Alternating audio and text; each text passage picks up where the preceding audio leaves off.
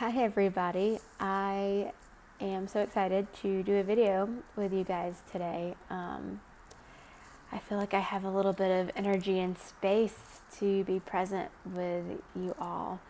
And this series has been about a lot of things. We've talked on a lot of topics, and today I just really want to hone in a little bit more on anxiety because it's a very anxiety ridden time. And anxiety is one of those things that we cannot just take out of our lives. In order for anxiety not to feel so big or so overwhelming, we have to have the relationship with parts of us that do get anxious and do feel anxious and can make us think 17 steps into the future. And it's okay. It's okay to have parts of us that are anxious. I want you to notice how I'm saying parts of us that feel anxious.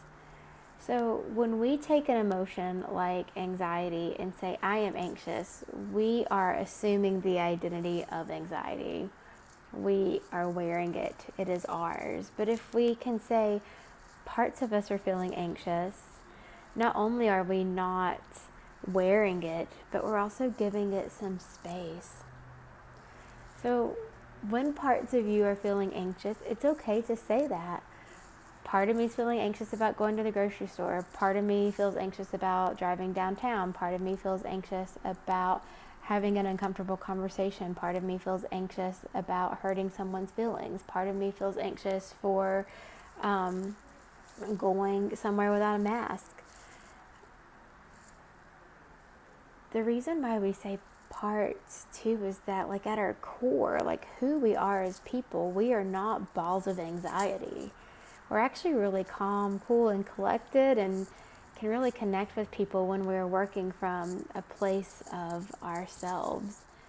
But when we get anxiety involved, we react instead of respond.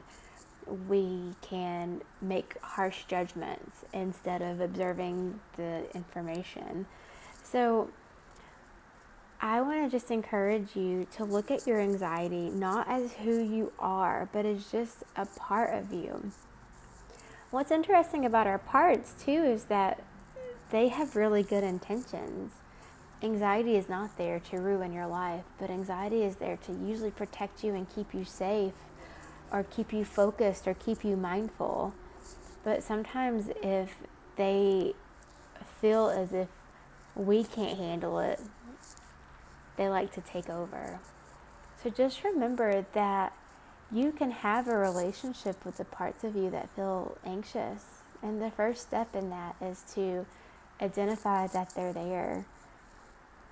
And when you say a part of me feels anxious, you're not assuming that whole identity. It's just a part of you. It's not the whole picture. So where you can, and you can use this with other emotions too, but where you can practice speaking for the part of you that feels blah, blah, blah, or thinks blah, blah, blah, or says blah, blah, blah, instead of owning it as who you are. Because sometimes, guys, we're at our best moments and we can say and do everything perfectly, but a lot of times we are not in our best selves and we're not in our best moments.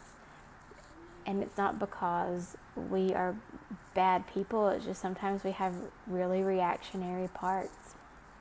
So give yourself some grace, give yourself some space, and speak for the parts of you that have thoughts and feelings. And remember, they're not the whole story of you. They're just one little spot. They're one little part. So I'll talk to you guys soon.